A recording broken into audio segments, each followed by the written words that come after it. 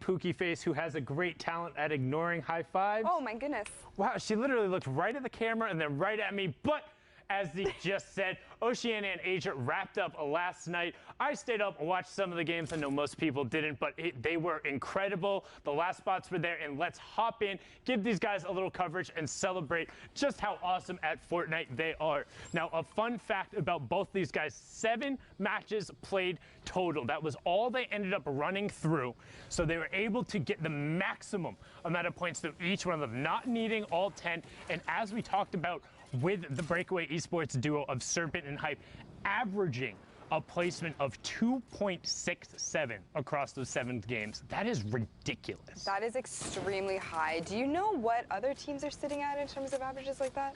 I mean, you really don't typically will see placements like that in a 10-game run.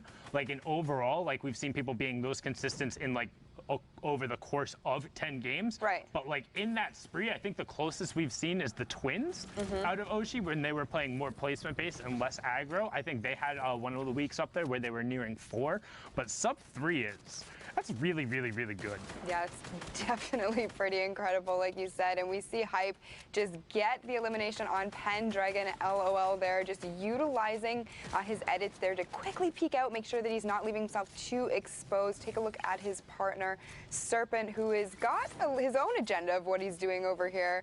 Looks like he's doing the same thing, but on the opposite side. So these guys just applying pressure all over the map. Yeah, and one thing to note, it is a much sparser circle when you're in those very late games in terms of Oceania. Some players opting to play aggro, trying to get their games out there, will just go full send and try and burn through a couple towards the end to get into another one. But if you have good game management or the ability to just play consistently and ride it out, you can play this game all the way to conclusion and maybe snag what might be a slightly easier victory route for you if you're playing passive and defensive, which Serpent and Hype seem to have been doing so here with, I want to say, only 6 elims, but in comparison to the rest of the lobby, it's not a ton.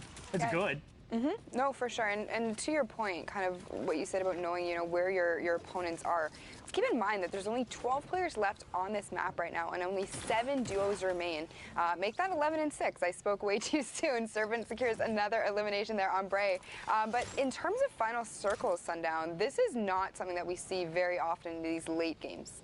No, and it makes for interesting play because people can be more calculated, but normally you don't get as much room to operate. So now all of a sudden, Zank being in this 1-by-1 by himself, if certain Hype want to go pinch him, they absolutely will. They know this is a 2v1. They know there's no one else here, but Zank is now trying to get whatever opportunity he can to free up shots, knowing that the next elim that goes down is the top 5, and every single point matters, even if not for qualification, then for the prize money, with the prize pool being doubled in weeks 9 and 10. Yeah, and Zank making that quick decision to just use the launch pad, kind of get out of there. He saw that there were players rushing at him, decided to go up, get the high ground, which does end up working out for him because he lays down a 35 and a 71 shot on opponents down below. Breaks a baller, which is going to be bad news for that player. He isn't going to have that additional protection anymore. But he is just trying to fire shots, methodically go through and see if he can actually get any kind of knocks or eliminations here to get that siphon, because he doesn't actually have any kind of healing. And he does take out Jimmy, so that is certainly going to help him for any kind of future eliminations or any kind of engagements here. Yeah, and it got him into the top 5, and Goobaz actually ended up going down as well. So just getting the tags on the end of the storm as rotation does go up the mountain. The verticality being the difference there. Elimination does go over. That was the knock we had just talked about. While Replace goes through, he edits down, has nothing to catch himself, but luckily was on the edge of it. But Hype is relentless on the high ground, and now they're going to start working the top down. When we started on board with them, they had 4 elims, now worked it all the way up to 8. There is 9 and 10, and they're looking to close this match out, and this is where every point matters. Getting the wall replaced, and Slaya goes down. Well done from Hype and Serpent. 11 elims in the victory royale. Well done from them indeed. Now, unfortunate to see Slayo go down. I know that he is a favorite from a lot of people, but you know what? Second place, not too bad, Sundown. No, it was a good effort, but like you said, once kind of those two get rolling, when they have the momentum, they are able to just run with it. We've seen it before in the semifinals, and when they finally converted it over, sometimes that's all it takes. If you're able to put the pieces together on the right day in the finals, that's what ends up mattering. Now we're on board here with Surf Junkie and Evanix. And take a look at their loadout they have right now. 2 Rift to Goes, 2 Shadow Bombs. It'd be interested to see if they've split the shadow bombs. Duos will typically do that, you know, give 2 and 2 so each partner has some kind of mobility in their inventory. They do only take up 1 slot, and you can carry a whole bunch of them. So we've seen time and time again players utilizing those to make rotations, make sure they're safe heading into the next zone, and they are going to actually opt to rift out there so that they can make that early rotation. They did have quite a long way to go, but they are going to look to see if they can possibly sneak on some high ground here. Yeah, the thing is there, well, it seems like it is a little bit of an early rift. If you look at the bottom right-hand corner, majority of the players were in their path in order to get to the rotation. So when you have 2 rifts and 2 extra shadow bombs as well as a ton of the shields, you can afford to be a little more aggro there, and they're actually able to now get priority on the zone and pick up an elim as well. But can they get the mats and then disengage out with whatever upgrades they so desire? Again, Surf Junkie taking a lot of damage there, so he is going to have to really focus on getting healed up before they, you know, make the next rotation or before they take another engagement, because you certainly do not want your duos partner going down or falling to anyone at this stage of the game. That certainly can spell disaster. But we are going to take a look here at Serpent and Hype. We saw a little bit of their gameplay in the last game. They look as though they're playing very, very well together today, and you know, let's just see what they can pull out right now. Yeah, so these were actually, so the last game we watched was their second to last game, and this was their final game of the evening. So that's kind of why it ended up being such a thinner lobby. It was a lot of the players trying to get through and use the last of the games, but Serpent and Hype saying, that's fine, we'll play it for a victory royale. And right now, inside the first placement threshold, already on 7 elims for this match. So that's 10 points so far coming out from this game. That's what we talk about when we say maximizing efficiency in every single one of your lobbies. If you're making it into the final placement threshold, getting a couple of those victory royales and getting elims as well, no, it makes it very difficult for everyone else in the lobby to even keep pace with you. Yeah, and you know, that we've seen time and time again has worked out for so many players, you know, really just being very aggressive, just going full send. It doesn't matter what game you're in, that can always bode well. He does get the knockdown on oh my gosh, Surf Junkie and Evnix just fall to him completely, no chance, and we've seen them play very strong in the past, so that is very surprising. But Serpent does pick up the Rift to go and 2 extra shadow bombs, so now the tables have turned, Sundown. He has got all of the mobility he needs.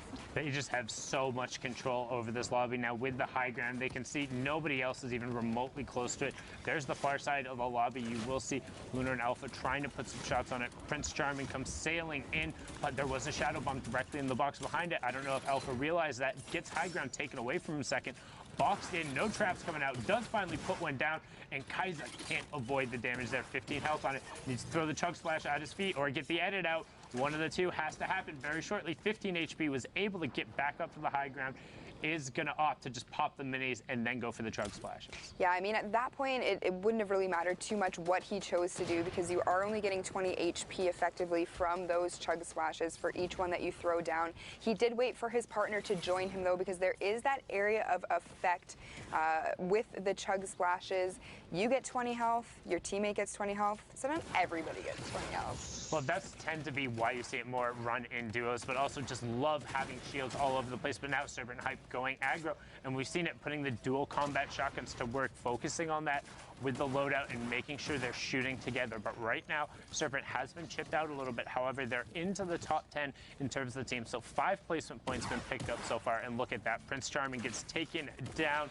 No fairy tale ending for you there. It's just back to the lobby, and considering this is the last match, that's the end of your World Cup run, as Serpent and Hype able to clean that up. There's another one going over, up to 12 in all the resources from it, and they saw that Shadow Form player. Look at him just running. What is happening?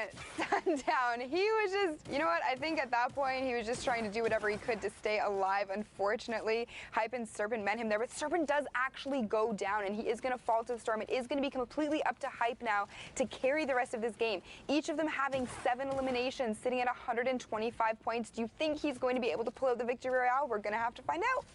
Now, they are on the 14 elims, has the proximity launcher. That's 70 on both of them right there. Will get the AoE, gets the 70 again, so he knows that player is on 40. Drops down to Ices, catches himself with the waterfall as he drops. Will pick that up. Siphon comes over too.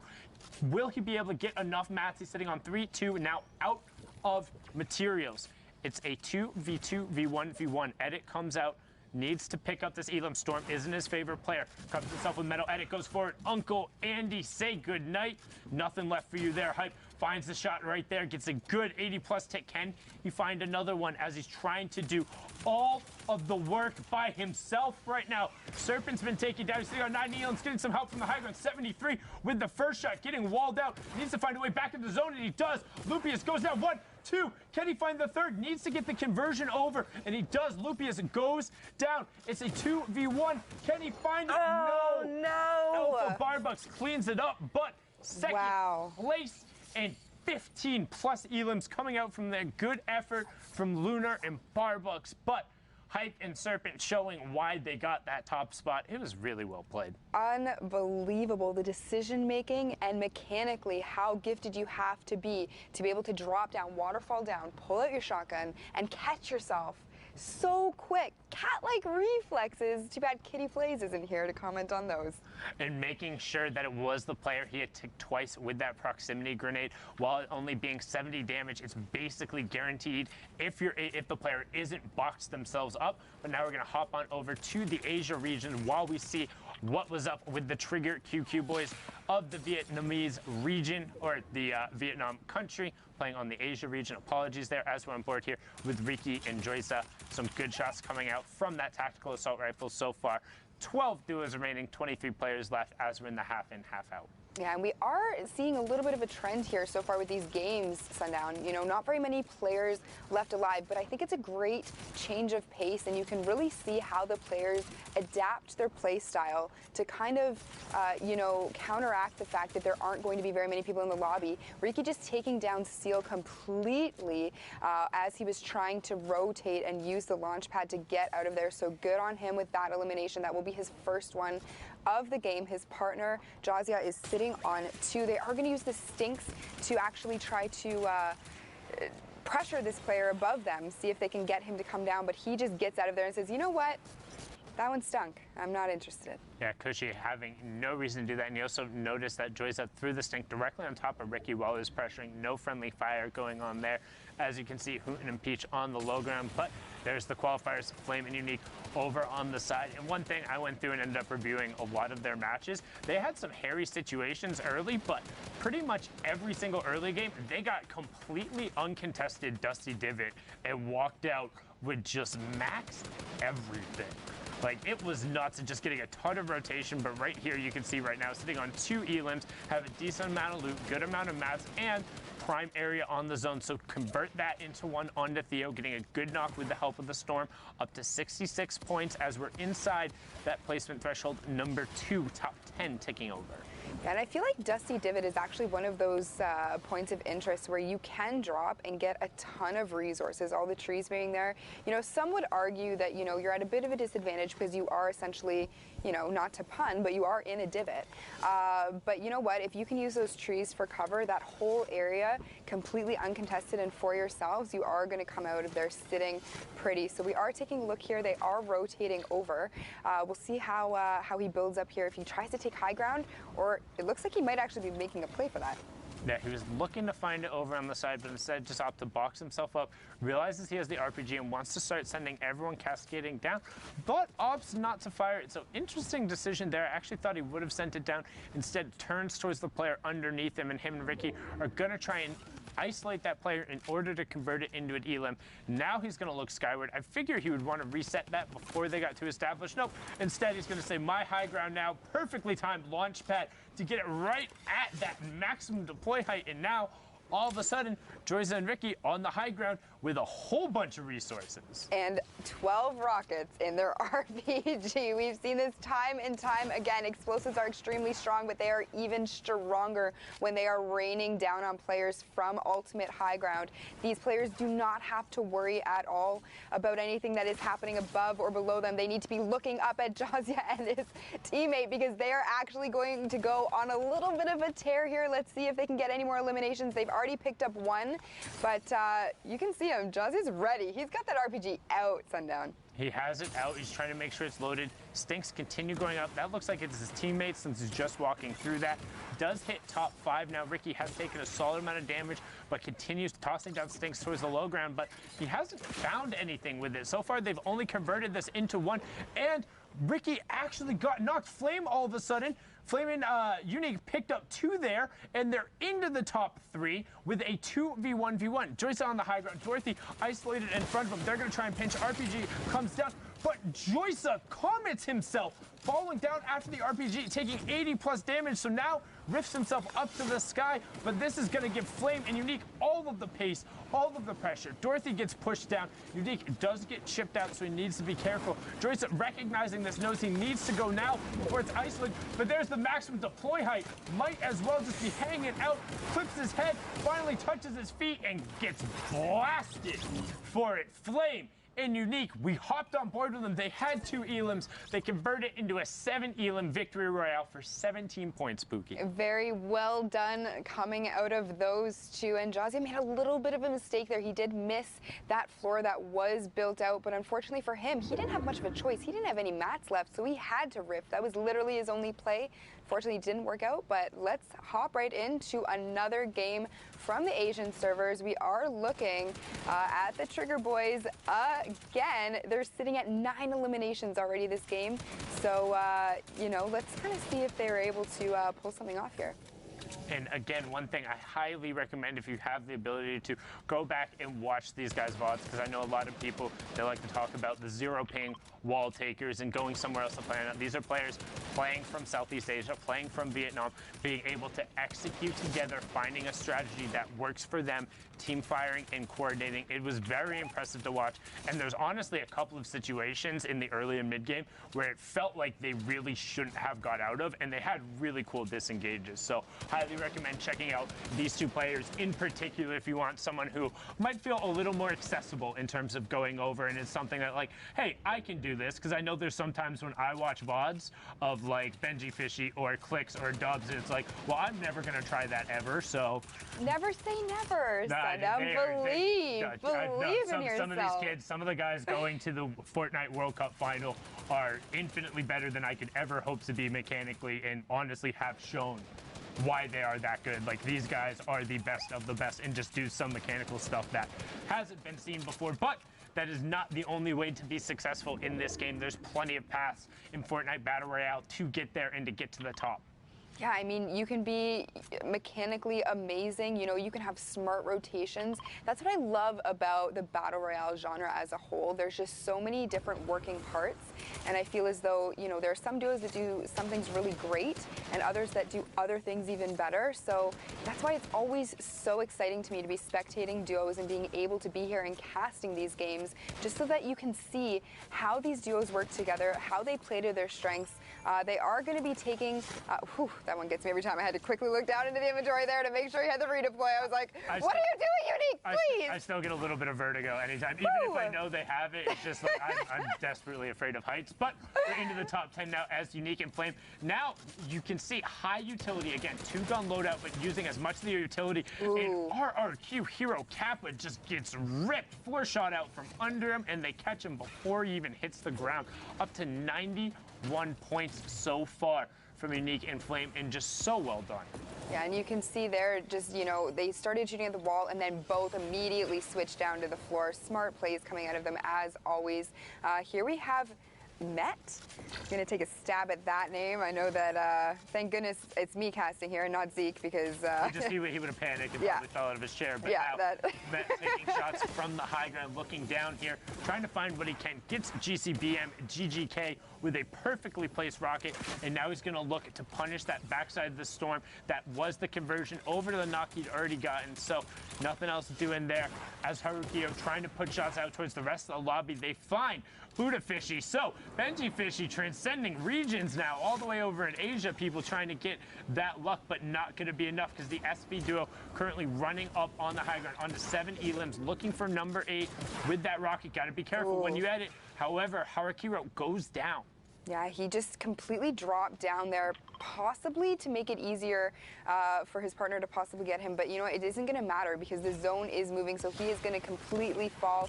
Here we have the Trigger Boys. Actually, my apologies. It's only Unique still alive in this match. He has used a Shadow Bomb to position himself perfectly for the next rotation.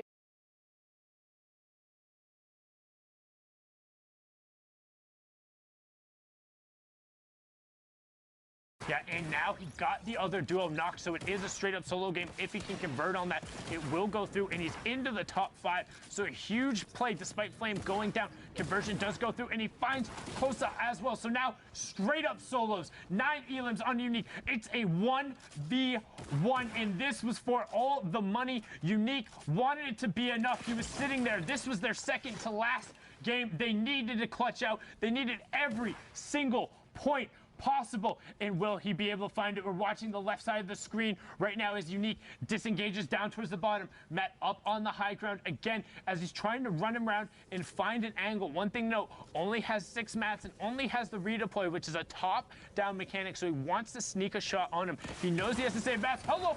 He jumped the rocket! What? Sundown! That's ridiculous! He jumped the rocket! It went up onto the low ground, just being a tile of the square away. Gets the first shot with the combat. Now he has the pressure. He finds the zone. He has to go forward, though, because here's the change in elevation. He finds the first shot. Can he find the second? And he does! He finds it! 7 HP left. Gets the siphon to tick over. Unique puts it on his back. 24 points. 14 eliminations and the victory royale. Look at the fossil. Look at the plays. The Vietnamese duo doing it. They said, we don't need 0 ping. We don't need to take your walls. We'll do it with style. We'll do it with execution, and we'll do it with coordination. But now we're hopping over back into live games. This isn't stuff from last night or early this morning, depending on where you live. This is from Brazil. We're going all the way down to South America, and now on board with Nothing, No Name, and Clipnode. Clipnode, who actually grabbed the final solo qualification spot last week. Yeah, congratulations to him. We saw him absolutely playing out of his mind. He 100% deserves that because Clipnode is somebody who, when we first started this whole journey with World Cup, I really wasn't sure who he was, but we've seen him time and time again be extremely consistent just with utilizing, all of the things that he's learned so far. To see him qualify last week, sneak that in. But now he's here with Nothing, No Name, and they are certainly trying to make names for themselves today. Clipnode using that launch pad to rotate over. Tons of players left in this lobby, so things may get a little bit dicey for him. This terrain is going to be extremely difficult for these players to navigate. We see these 2 massive mountains in the middle here. The amount of high ground and materials they're going to need to come into play to make these rotations easy for everyone is going to be something to witness for sure. I hate endgames over here. I love them. I don't do particularly well in those circumstances. Oh, hello! Great edits coming out from Clipnode. Gets the heavy snipe on the box across. Catches the hot potato grenade midway through. Hello, there's another one. Can he get over in the box? Great re-edit as well. If he didn't close it, would have taken damage there. But this is what a World Cup qualifier looks like. The individual plays to get away from that. And man, the guy with the grenade launcher on the low ground is just pinging them into those windows. He's not missing a shot at all. I don't know if I would ever say that term with a grenade launcher. You're not missing shots, but you know, he was absolutely nailing those. Now, like you said, you don't like being over here, but this is what it's all about to me. Anybody can, not anybody, but it's much easier to be on very flat terrain, tunnel through. This is what I love to see. This brings out the actual skill sets of these players. It shows us, you know, how mechanically gifted they are, how much they've practiced, how much time they've put into doing scrims and doing arenas, and just showing us why they're here, why they're trying to qualify, and hopefully get those spots to New York. Yeah, and you do see that Storm Surge is on the right-hand side. What Storm Surge is if a certain number of players are alive and the lobby gets a little too active, the people who have been the most passive will be punished. But because we're down below 30 players, it's turned off and will no longer be active. We've now hit top 15 and we're into those first round of placement points. Now remember, top 15 is 3 points. If you're able to get in the top 10, it nets you an additional 2 for 5. Top 5 guarantees you 2 more, and then the Victory Royale is 3 for a total of 10. And generally, if you're qualifying for the World Cup, you're looking for a 50-50 split. You need high placements and you need high eliminations. The balanced approach is what gets you there. As you can see right now, Clip noted nothing, no name. 11 eliminations so far in closing in on top 10. And they get rifted up into the sky there. That definitely was not Clip Nodes. I don't believe it was Nothing No Means either. That would have been a completely other player trying to get out of a little bit of a sticky situation there by using the rift. You can see No Name landing on the high ground, utilizing that community launch pad to pull himself back over to his teammate because they did get separated for a short moment there. Clip Node has actually used the launch pad as well, or was still up in the air, but it isn't going to matter. He goes down. Unfortunately, lands in the box of another player. Missed is missed, takes him out. Right, but Nothing No Name was directly underneath it and edited him down in between. He's going to try and stick this revive, and he does. He got it. Can they edit back over? They got the next box. He's on sub 30 HP, and he gets back in. He has 10 HP. Will they be able to find anything? Player behind. Flipnote goes back down. Can he find it? No. Gets picked up, but they got the top 10. So 12 elim points plus the 5 going through. 17-point performance from Clipnote and Nothing No Name, but they're not going to be a factor in the rest of the lobby. You have Solinho and Seko on the low ground. Matakuski and Ernie just above them with Falls and Ducky 1 tarp above. Solinho does have 1 more chug splash and could use it potentially, but wants to hold off. Waiting for top 5 for the next threshold as W Key Edit picks up Obi, and we get closer and closer. Lua gets ticked over, and now we have 7 duos remaining. Solinho just taking a little bit of a breather, swapping up on their mats while all the action happens above him. Esteban picks up Ducky, and we close in on the top 5. Trap arms and goes off above, but no elimination. Ticks over as the Soccer Skins continue to look. Poised Playmaker wants to make a play, but they also want top 5, constantly checking their sides, realizing they're okay right now. And I mean, man, they're running low on mats. They are running low on mats, but they do own all of this. So hopefully, you know, they're going to be able to utilize that to their advantage. Edit down just like that. He takes out Expert. You know, that is the advantage of having all of those builds to yourself. You completely dominate the mid and low ground with edits when you have that. Ernie going down, falling to Soul. Soul gets another shot, 98 with a combat shotgun. It isn't going to be enough. Can his teammate follow out? Seago's out in the storm, but does come back in. Seago's sitting on very little HP, about 50 effective HP to his name right now, and they have to play low ground right now because they don't have a choice. It's a 2v2. You have MST and his partner Esteban in the top right. Seko in the bottom right with Solinho. Everything else on the Y. Solinho looking for the angle. Player drops out into the side. This MAST going for it, but Seko gets the first knock. The flint knock is off into the sky. The fall damage hello. Can he catch himself and get back into the zone? Will it be enough? Solinho's tracking him, and no, it's not enough. Solinho picks up the double, throws a nice little pumpernickel, and then into the iconic break it down. Let him know.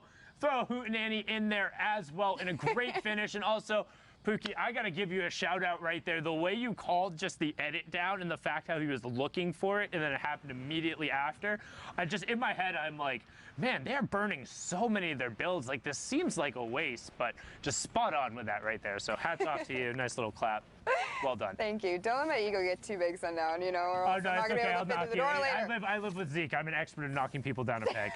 Perfect. Can't wait for this game for you to say something to just completely catch me off guard. But here we are in another match. We're looking at King and Zone. They hit that snipe. You guys know how much I love seeing those heavy snipe shots. They're my absolute favorite. This is what I have come here to see today.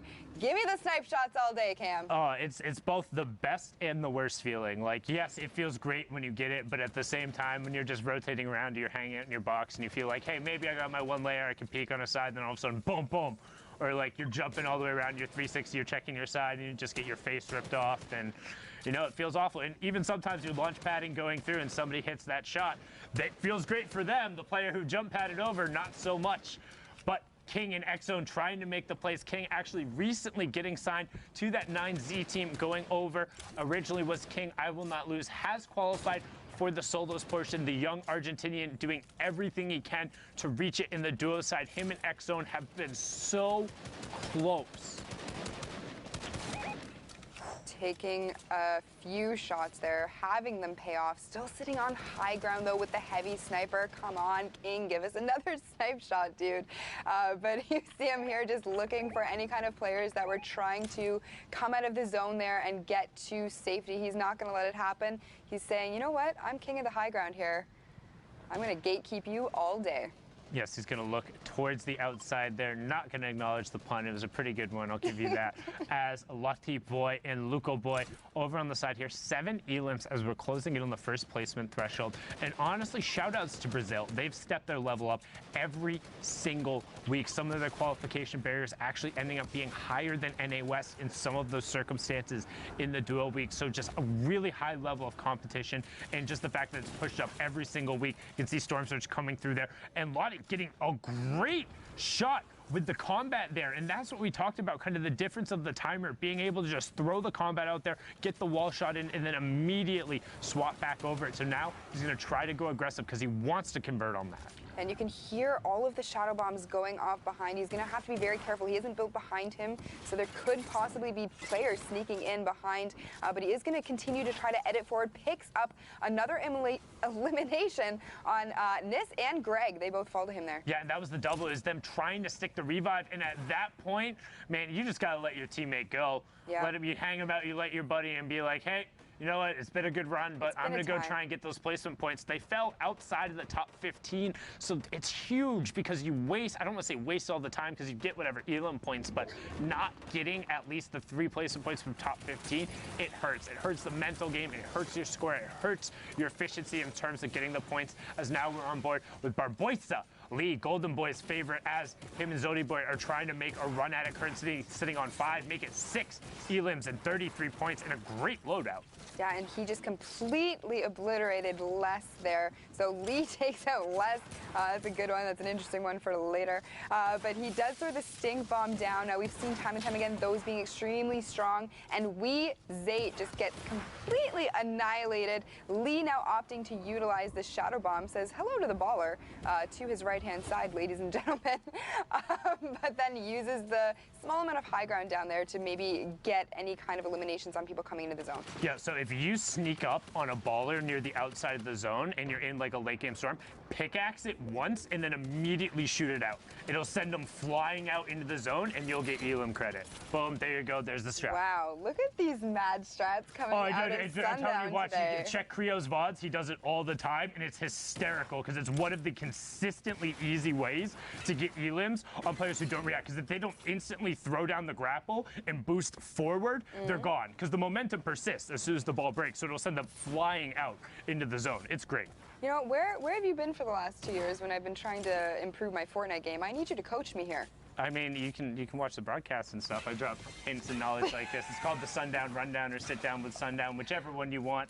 Maybe someday I'll get the leeway to do my super serious serial Sunday with Sundown, but that is a lot of alliteration there. Oh, trust me, it's Fortnite. It's all alliterative. But we're getting closer now to that top 5. 11 elims so far from King and X-Own. X-Own saying, I will not lose. I want to be on that stage with my buddy King, and King being one of those young prodigies out of the SA region, along with Nyx, doing everything they can from this low ground. How well can they execute and get around the side? Lottie Boy picks up Gozer there and continues his run forward, knowing it'll be ticked over, but King trades him right back, just inside, or just outside the top 5. You can see him wall off the player and want to stick with the zone as it's running out.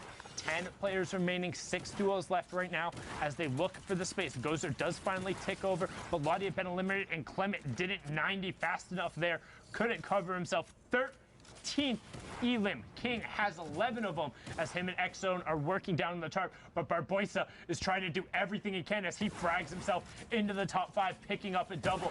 You have Bravo in your top right and King in the bottom right as he gets another one onto Tade. They're the only duo left in the bottom right.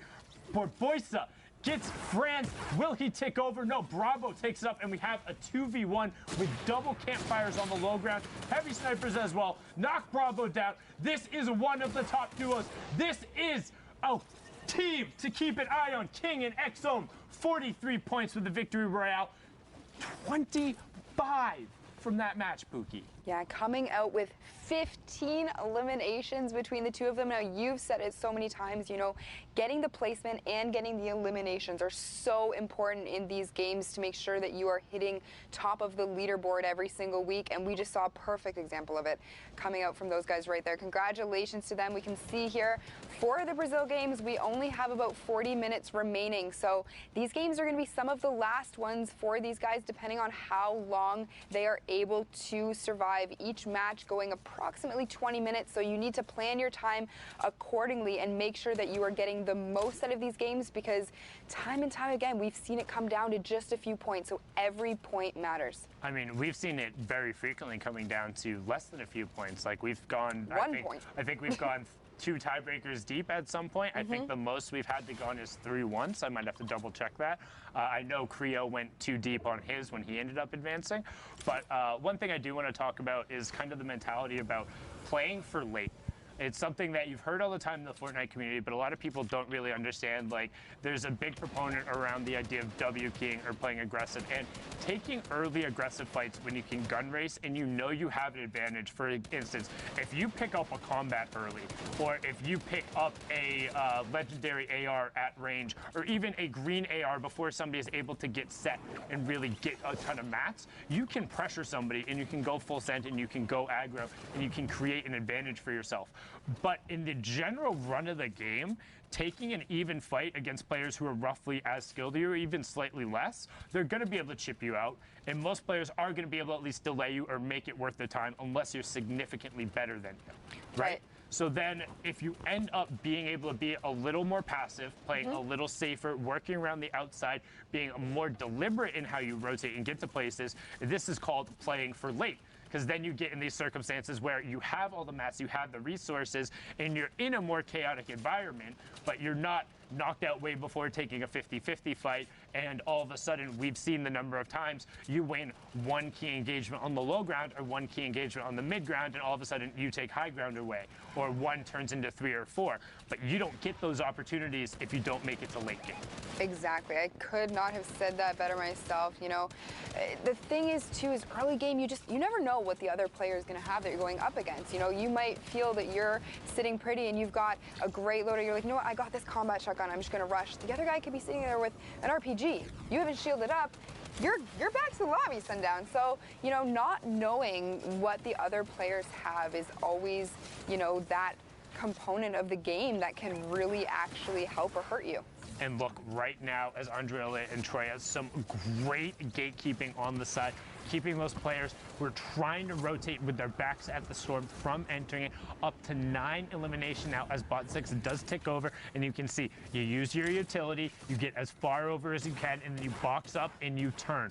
The combats and the ARs being the primary benefactors right now from what we've seen today in the meta, and then going triple utility out of there. Andrea not getting the chip there, unfortunately, got a ton of damage, but no elim credit, is going to pick up all of those resources and tops off with a lot of wood and metal.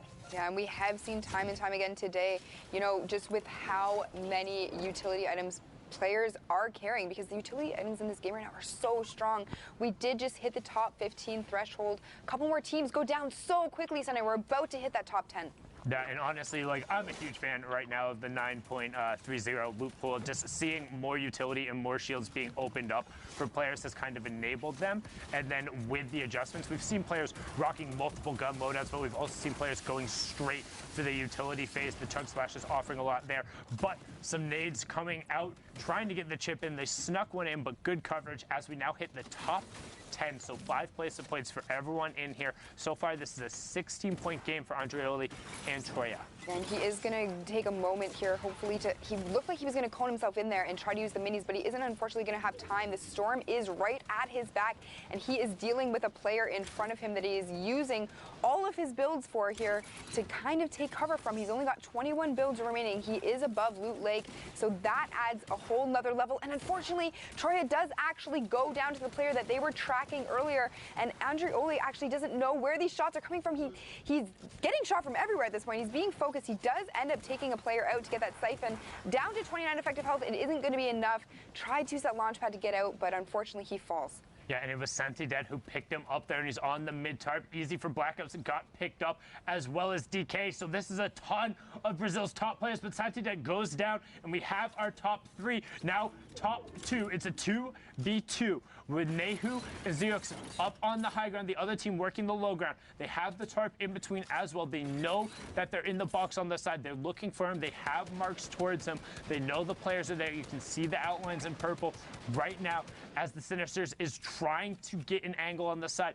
Raja and Softy are working back around, but they need to be careful because here comes that change in elevation, and you can already see Zukix trying to knock down the tree, preventing no cover. Raja has absolutely no builds. He always going to try and hit the brick and get back up, but he can't. That's the little change in elevation we talked about. Softy gets taken down, and Zukix picks that one up. Flintknock does get picked up. He's on an all-weapon loadout. Nothing left.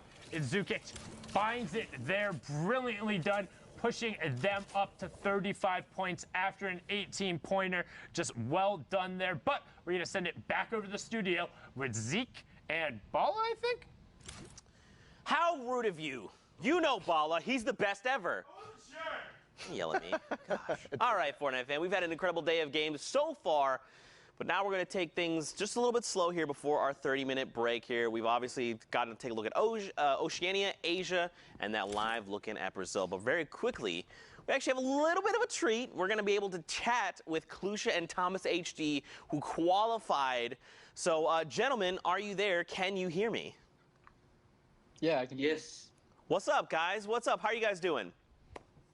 We are so happy, dude. Yeah, you guys are so happy? Okay, all right, let's start with Klusha. Tell me the feels, What's right? up? You see your name up on that leaderboard. What is the very first thing that you did? We just moves and got a lot of points, just casual, like other days, dude. Okay, okay. What about you, Thomas? What was the first thing you did? As soon as you saw you qualified, what was the first thing? I was just shaking the whole time. I didn't know what to do. Yeah, okay, okay, all right. So this is kind of a big moment for both of you guys. You know, you've worked so hard for these last 10 weeks of competition. What does it feel like for you guys to finally say, look, all that hard work, that time we've put into Fortnite, it's paying off. We're going to the finals. And how does your family, like, have you told your family, do they kind of understand, you know, what that feels like? We'll start with Thomas. My family is cool about it, and we're all happy. So I think it's just, I'm so happy, and we're happy.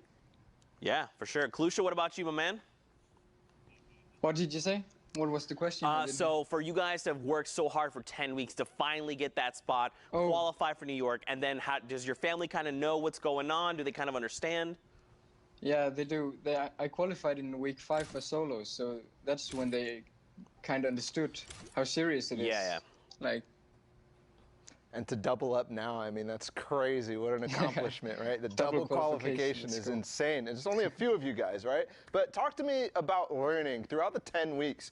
I mean, we've played 5 duos competition now, and the clutch up in the last one is pretty crazy.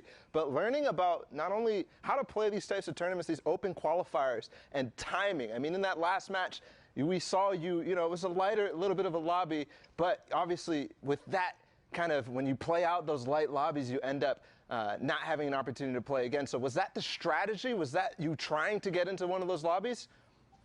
No, we were actually trying to get into a game after the last game. We had 2 minutes of queuing, but we didn't make into a game, so just kind of unlucky. Sweat. But yeah, we were sweating for the last 20 minutes to make the leaderboards update. Yeah, for sure. Yeah. Well, guys, massive congrats. We cannot wait to see you guys at the New York City Finals. Very quickly, what we'd like to do is open the floor. You guys to get some shout-outs, send out some love, plug your Twitters, your socials, all that stuff. Thomas, let's start your way, and then we'll go to Klusha. Shout out to Monkeyface for bringing us together. Any social plugs?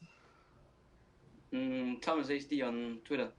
Thomas HD on Twitter. Man, a few words. I like that. Klusha, let's send it your way. Shout outs, social plugs, thank yous, all of it. Yeah, I want to shout out Kazan. It's the Discord for the Danish guys. We're just hanging out in there. And I want to shout out my Twitch Clusia and my Twitter. Clusia, by the way. Clusia, by the way, there you go. Very easy to find these two. Again, guys, massive congrats. Yep. We'll see you in New York City, and of course, we'll have to grab a slice of pizza. Bye, guys. Congrats. Thank you guys so much. Bye, we'll catch you later. And there you go. We get to talk with Clusia and Thomas. A little bit of insight there. You know, that you could tell they're just so excited to have qualified. Again, all that 10 weeks of prep work. You know, you can really tell that they've grinded. You know, they've poured their heart and soul into the game. And for them, it paid out. And double qualification, too, is unreal. Yep. And over 10 weeks now, they get to, you know, take a little bit of a breather, a little bit, because, you know, they're going to hop right back on that grind ahead of July. It's going to be crazy. For sure. Now, very quickly, before we go, there was a little bit of a mix-up, so really quickly we wanted to show correct standings for OCE prizing and Asia prizing. So this is actually, don't forget, Serpent and Hype are the ones that have made it through from OCE, and the prizing there is on the right side. Just a little bit of a mix-up there on the numbers. And then very quickly, we'll hop on over to Asia's, take a look there as well. Again, the players going through are correct. It was just a little bit of a typo there. A little bit of a mix-up. Things happen, you know. But, of course, Fortnite fan, we thank you guys so much for hanging out. Again, if there's people that have qualified that you are unfamiliar with, just send them a follow. Send them some love. They've worked so hard, and now they can say they've punched their ticket to the finals in New York City. But Bala, of course, we got to go to the 30-minute break. We got to get some food, all right? And then, of course, when we come back, we've got NA East up on deck. So don't go too far, Fortnite fam. We'll see you guys in 30 minutes. Let's fly out to the lobby. Let's fly out to the lobby. Let's fly out to the lobby to get your spots and numbs. Burgers from dirt to munch. Tacos royale with brunch. Red juices, a tasty treat for Lil Whip, Peely, and Pizza Pete. Let's fly out to the lobby to get your spots and numbs. Let's fly out to the lobby to get your spots and numbs.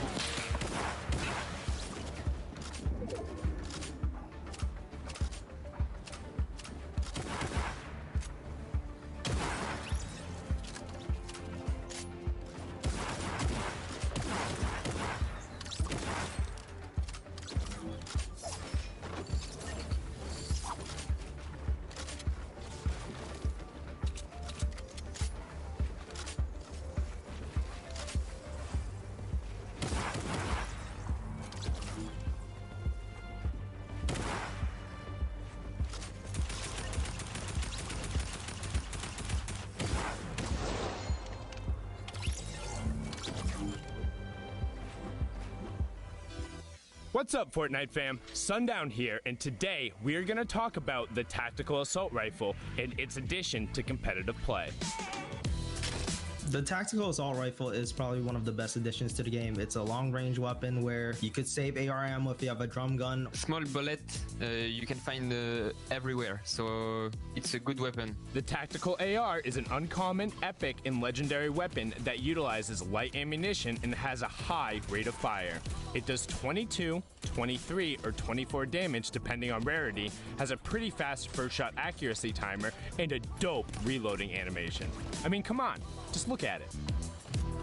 We've seen a lot of competitive players opt into using the Tactical Assault Rifle over the course of the Fortnite World Cup online open qualifiers. So let's hear from some of the players who qualified for the finals and get their thoughts on the TAC AR's addition to the game.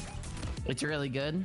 Like really good. Once you get to endgame scenarios like 5th zone and beyond, it absolutely beams. It's very viable in meta right now. Everybody's been using it. I like it because you could actually sneak up on someone. It has this low sound, so it's hard to hear. It has its viability due to its first shot accuracy that can make it really strong, and the fall off damage isn't as strong as it was for the silent SMG, which got vaulted. I reckon the gun's awesome for endgame because if you've got height, that gun can really get a lot of eliminations because it's like a laser, and people endgame tend to have less HP than they would towards the early and mid game. So I think it's really strong in situations. Thanks for watching. What are your thoughts on the Tactical Assault Rifle, and when do you like to use it? Send us your opinions using the hashtag Fortnite World Cup, and I'll see you on the battle bus, or maybe on the high ground with a TAC AR.